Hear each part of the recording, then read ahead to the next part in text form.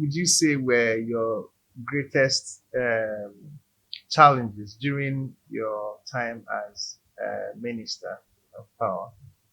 Ah, you know, the terrain is different when you go to politics compared to when you are in an academic institution. Unfortunately, the current government is bastardizing the academic world right now because the way vice chancellors are being selected or deemed to be selected nowadays is creating a lot of problems. Sometimes you see brigandage occurring while trying to institute a vice chancellor or something like that. And that is so sad. It's really very sad. But the problem with being in the political terrain is that you know what is right, you want to do what is right, but it may not be politically expedient to do that. So you see yourself struggling, and if you are not used to prayer, you may become a prayer warrior. How do I convince my colleagues that this is what we need to do? Because you're looking at things probably from an altruistic viewpoint. Others are looking at it from a political or what is in there for me viewpoint. So how do you navigate this terrain? There are so many banana peels. And if you're not careful, you will just skid off and you are lost. That's why some people never recover their spiritual estate after serving in politics. But it's so sad. So that was a challenge that sometimes you know what to do. The president knows what to do. The president will agree with you to do it. But the people around will make sure that it is frustrated and you don't get what you want to do done. That can be a problem. So you then have to learn how to compromise with opposing parties and making sure that everybody is taken care of in a way that it doesn't hurt the country, it doesn't hurt your own integrity and reputation. Everything is right to forge ahead. And it's not an easy thing. I can tell you that any day, anytime. It's not easy to serve either. Well, in the state, the state is different because in the state, you can't even do much because governors are like gods. They decide what happens everywhere. If they say something is not going to happen, even if it's the best, it will not happen. If they say something will happen, even if it's the worst, they will make it happen. So commissioners have not, but at the federal level, a lot of power is given to you, but sometimes there is a limit to how you can exercise that power because of political interest gnawing at you from various directions. Interesting. So are there things that, if you look back now, you will say, "Oh, I am happy I did this," or maybe I should have done it this way? No, well, I would say that generally I'm thankful to God. I'm satisfied. While a minister, I midwife the privatization exercise. Professor Barton started it. And because of what happened and he resigned, I was the one who midwifed it onto completion. I also was the one who, for the first time, got an energy conservation and renewable energy policy for the Federal Republic of Nigeria. There was no such thing. And I also instituted the Nigerian Electricity Regulation Commission. Has not that, I didn't institute that, but they do things that are, I can say, oversight, but they needed what you would call a yeoman, a jobber, the foot soldiers. That was how NEMSA came to being. I was the one who established NEMSA and got that Electricity Management Services Agency, got it so that all the things about making sure that the right kind of equipments are used for installation of electricity, homes, industrially, and so on, metering, wiring, everything, Ah. making sure that it's done. And it was while I was minister that for the first time in 16 years, you wouldn't believe a country called Nigeria, as we are, did not employ a single engineer for NEPA or PHCN for 16 years. It was when I became minister that I saw that. I said, wow, all these engineers are dying, getting old and dying. We have no engineers. I look at the history, 16 years, no engineer was employed. So I got permission from President Jonathan, and we employed over 1,000 engineers and infused them into the industry. We also started an artisan thing, training for engineers, both in welding, those of them who will be climbers, who will go up, those who would work with all kinds of apparatus to try to make sure that the maintenance of the field, whether especially at the distribution area, most of the climbers were getting old and dying. Nobody was employing them. The fitters, nobody was employing them. Those people doing menial jobs, but yet very critical jobs. I made sure we took about 200 from each state and trained them, so that they can serve these distribution companies in that kind of a thing. So I would say that I feel happy that within my little over 2 years as Minister of Power, that we accomplished quite a bit. That's very, very good to know. And of course, I also demonstrated for the first time that we could have solar power, renewable energy, power a whole community. We have 2 communities like that, powered with continuous, unceasing electricity for 24/7 for 12 months. Completely off grid. Completely off grid. And President commissioned them and then celebrated the 1 year of uninterrupted power for those communities. So these are things we try to leave what we left for the incoming government. We try to tell them to try to use distributed power. Instead of having humongous, generating powers and so on that will take about 6 years.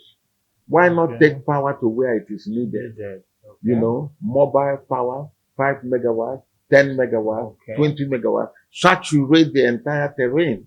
These are the ways to get electricity done. The way we are doing it in Nigeria, it will never happen. It will never happen. We are marginalizing many of our young people growing up in the hinterlands where there is no electricity. Now, you can't take WAEC or JAM without knowing how to use the computer. Exactly. How do you do that in the villages? Many of them have never seen a computer. Many of them have never used a computer. They have to come to town in order to go to CBT centers where they can take this exam. And they go there only cry. Because they are marginalized from birth. So these are things that we need to do as a country. You don't keep, there is a definition of madness in China, that one of their definitions, that if you keep doing the same thing over and over again and expecting a different result at the end, that's madness. And that's what Nigeria specializes in doing. You cannot get a different result by repeating the same mistake over and over again. It doesn't happen that way. So those pockets, like the 3 components, generation, transmission, and distribution, at those respective locations will happen. In isolation. Yes, exactly. It can be easily done. Very easily done. And that's why we wanted to push for, instead of saying 1 megawatt before you need a license, beyond what we wanted to say 5 megawatts. So that if you had a small estate, you power the estate and everything is off grid. Now, the major industries will now continue to use the main line and the grid power. But nobody wants to do it. So They just shelved. I don't think they ever opened our handover notes. So, but that's Nigeria for you. That's Nigeria for you. Most people never opened handover notes, even in the university system. Many vice chancellors get there and they don't even look at the handover notes. Everybody believes once I'm there, I'm the most important person. I can do everything by myself. And they refuse to learn for their predecessors. Exactly.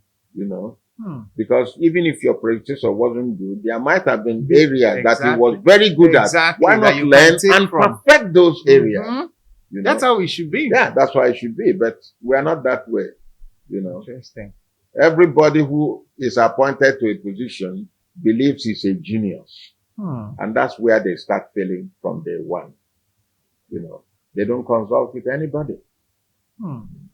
I know you've touched on this, but I just want you to refresh again. So you are a reverend, and how has that really helped you in all of this journey from, Vice Chancellor, UNN, all the challenges that you solved and all of those things, and then minister, the whole thing, like combining being a reverend in Church of Nigeria Anglican Communion and handling all of these things? You know, I believe that life should be viewed in a holistic manner. In other words, I don't wear a priestly garb only on Sunday. I wear it in my heart. I wear it in my mind, in my head. I know I am a servant of God, and I know that I am accountable to God 24/7. That helps me a lot, because if I do wrong and man doesn't catch me, I know he will catch me. So I have to prepare myself to answer before him. And that's what determines how I conduct myself. And that's why I want to do it right.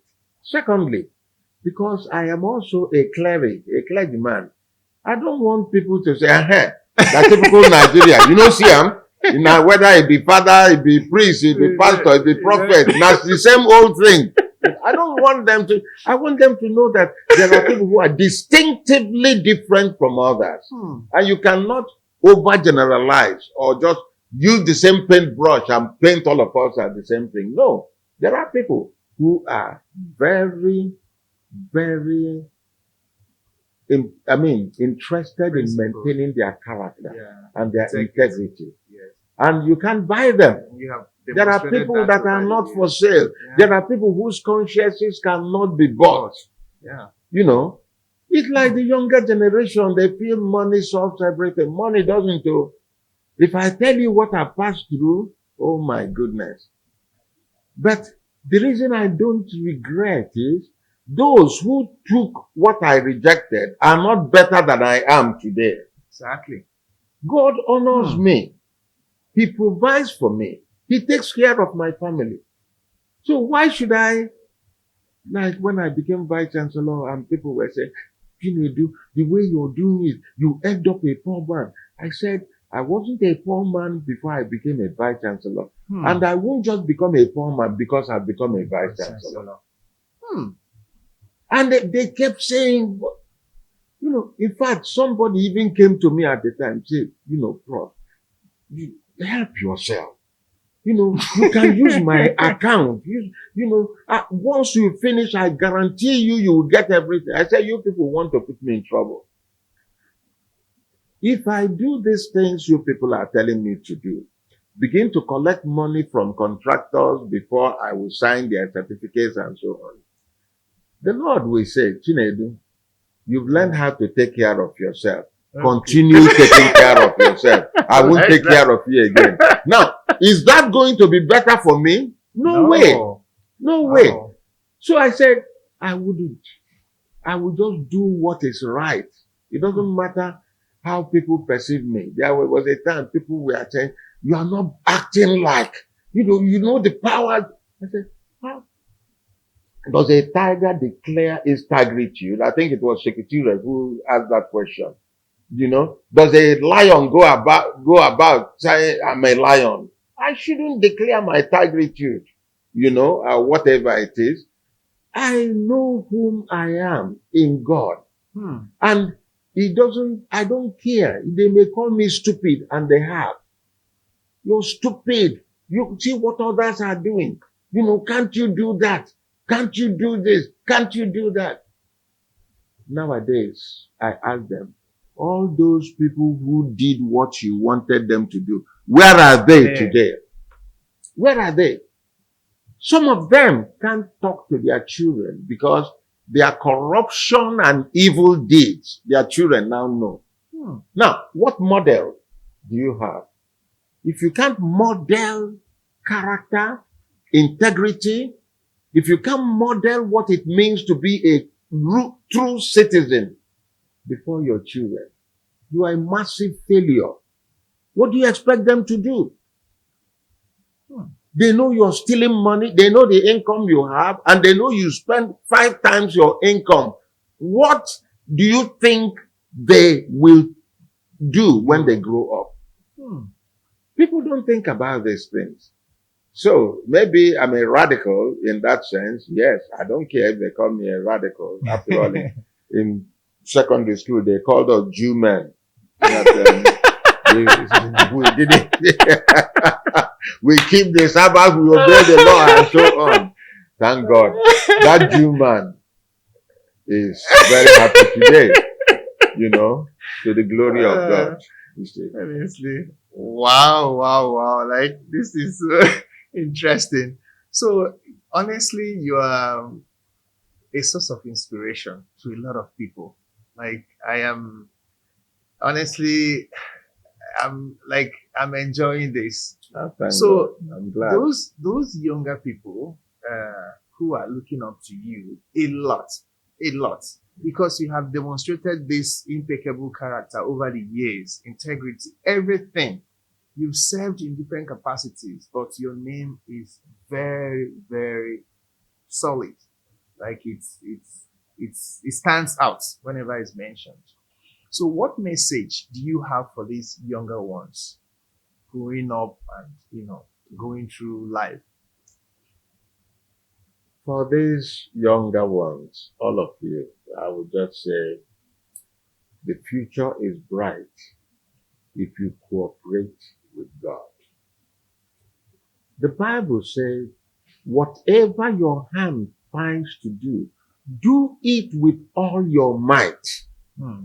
In other words, laziness, lousiness are not to be mentioned in the life of anybody who wants to be an overachiever. Model your life after people of excellence. Surround yourself with eagles, not with turkeys. Turkeys don't fly. They will just jump up and down. Eagles fly to the highest. If you are surrounded by eagles, you will start learning how to levitate and go up too. But if you are an eagle and you come and dwell among turkeys, you will become like a turkey. Why would you do that to yourself? Many young people I've known who have destroyed their lives were people of high potential.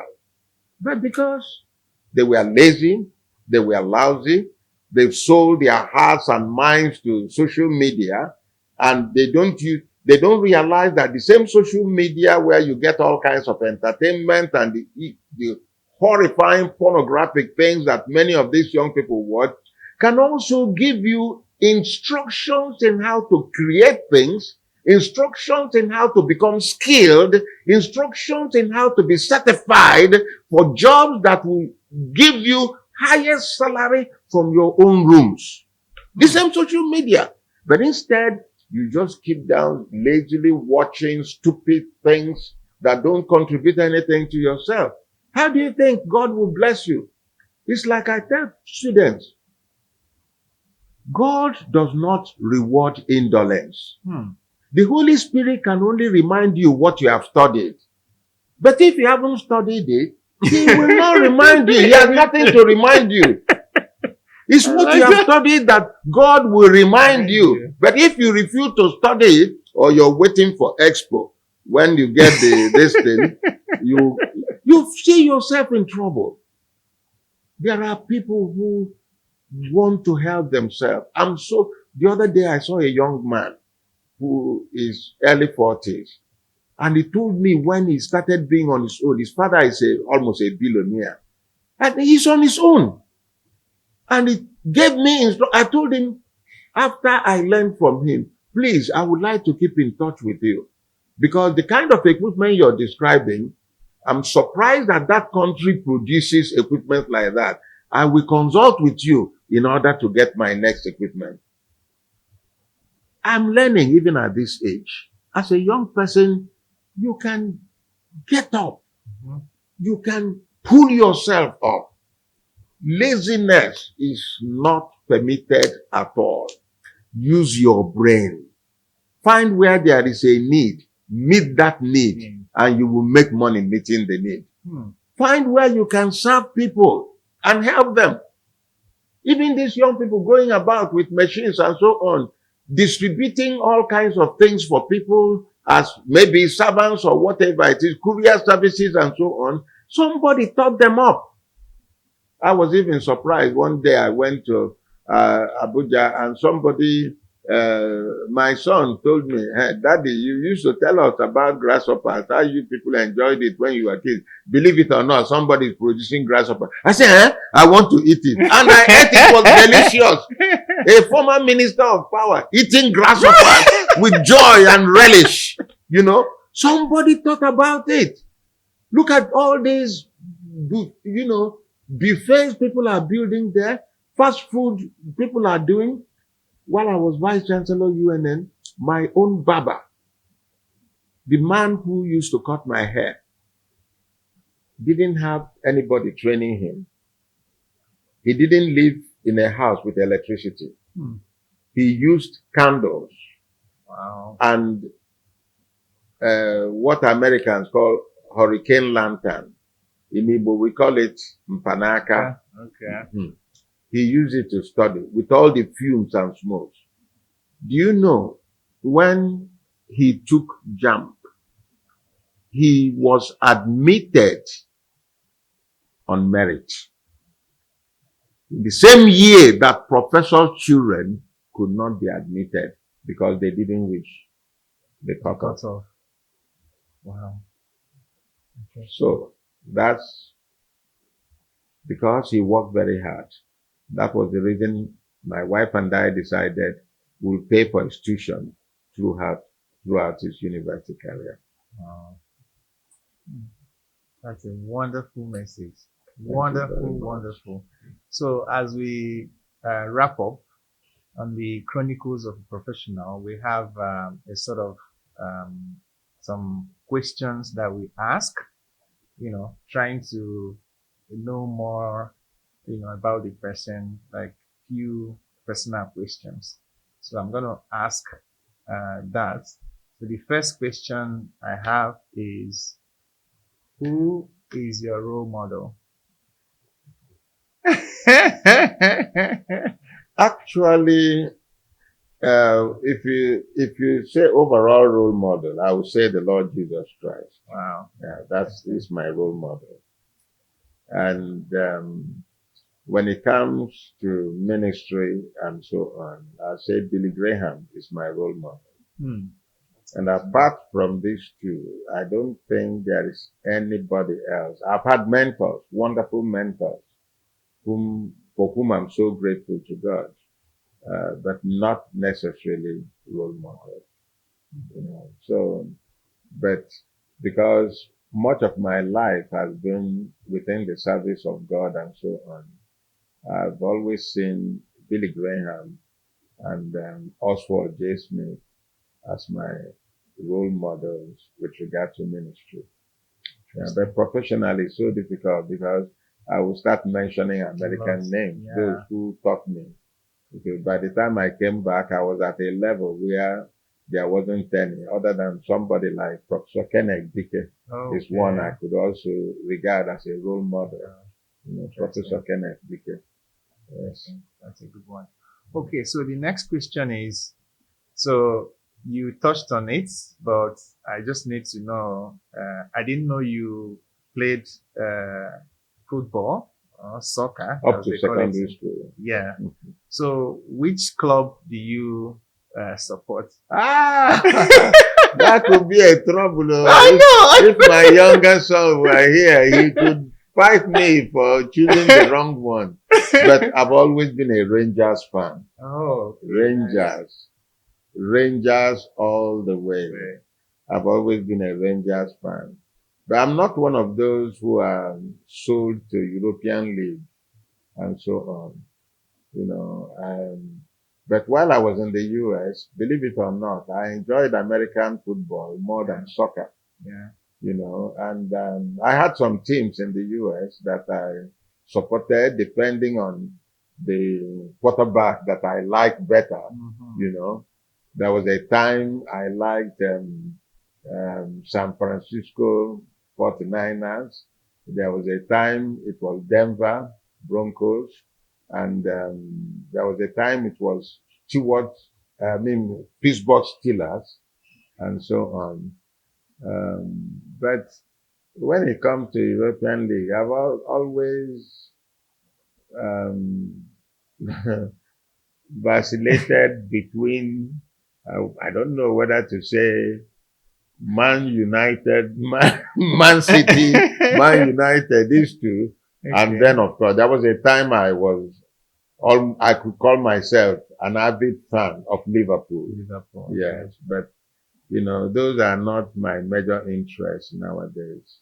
Okay. So the other question is, what's your best Nigerian food? Best Nigerian food is using ofe onugbu to either eat pounded yam or garlic. Interesting. Yes, and